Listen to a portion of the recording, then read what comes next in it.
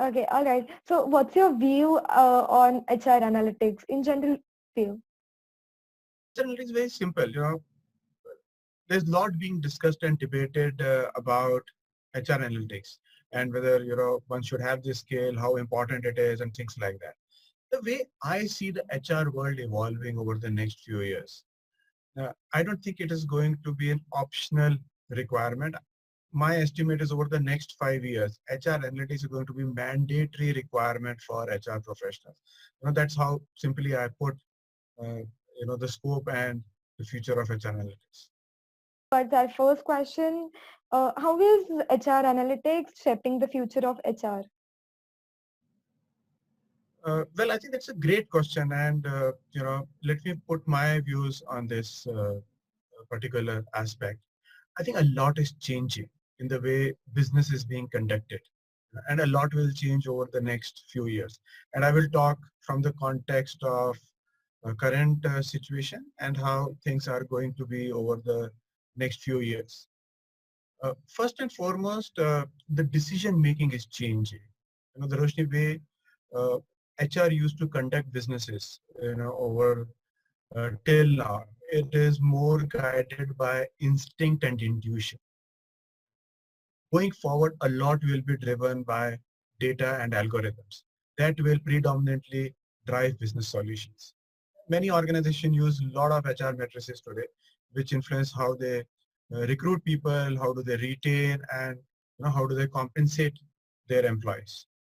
Uh, but the way I see it, all of this is going to change. The why it's all going to change is my next point on this, which is to do with the way workplace and workforce is changing shape. Over the last 6 months itself, we have seen the high impact of flexibility to the employees. And I think this is here to stay. People will work in a more flexible and not so physical environments. Uh, and it will get force multiplied by the gig economy. And gig economy is here. We are not seeing so much of impact of it in India, but if you look around the world, it is right there, and very soon it is going to be the single biggest force globally. If you take some of the statistics from US, one of the recent Harvard Business report very clearly indicated that about 32% of US workforce is already gig. Uh, Over the next 2 years, it is estimated to go about 40 to 50%.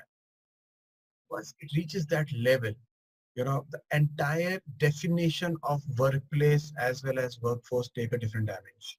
Yeah. I hope you're getting what I'm saying. Uh, One of the recent survey of millennials indicated 92% of them prefer to be gigs. And that is how human resources will be acquired and managed. Along with that, my third point is talent in the scenario where, you may practically never see your team members ever. You may never see your human resource physically ever. It may 100% be virtual for a part of your employees.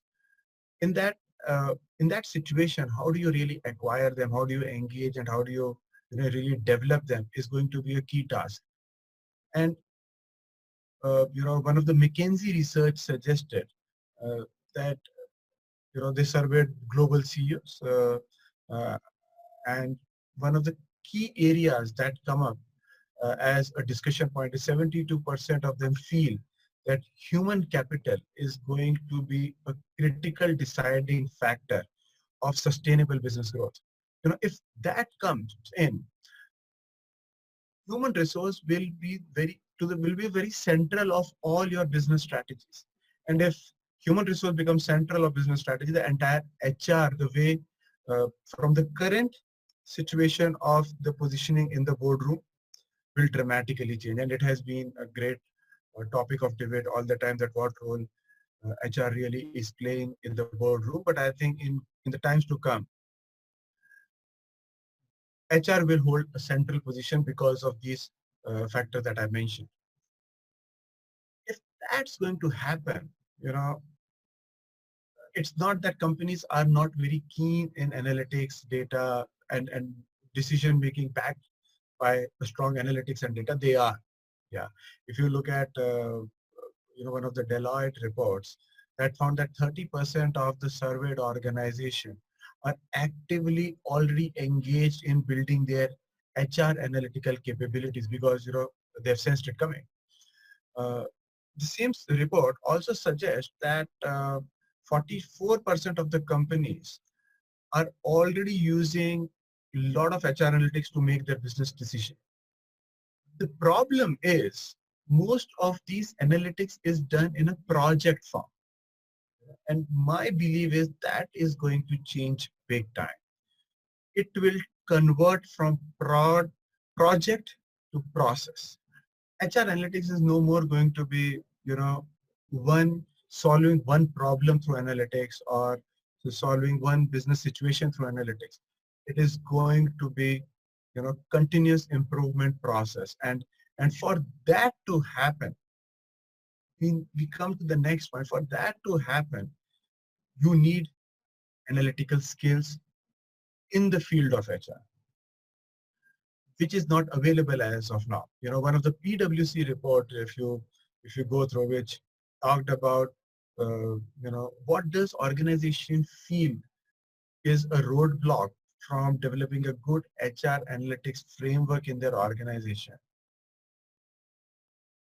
Availability of trained and skilled analytics professional in the field of HR has come out as number 2 reason. And I feel, and I can see in my own organization where hundreds of HR professionals are joining in and learning HR analytics and people analytics. Uh, this is going to be the key because there's a lot of data available. It is not that the data is not available. In fact, many a times it's a problem of plenty. There is so much of data available. What's relevant and what is not, what kind of data will give us the maximum ROI needs tremendous amount of analytical skills amongst the HR professionals. And the hardest part of people analytics is implementation. If you have to, because whenever you convert anything from a project phase to a process phase, which means it becomes a continuous improvement process. So it is not that you have hired few analytics consultant to solve one problem and you can get on with it. No, because it is going to be an iterative process because the speed in which the data will get produced, and once you start doing analytics, you will automatically start generating even more data. Which means when you get into the implementation of the recommended models coming out of analytics, you will need seasoned professional to implement that change management who understand these models very well, but at the same time, they understand HR very well. So they have to be domain experts. They cannot come from the so-called data science or tech background.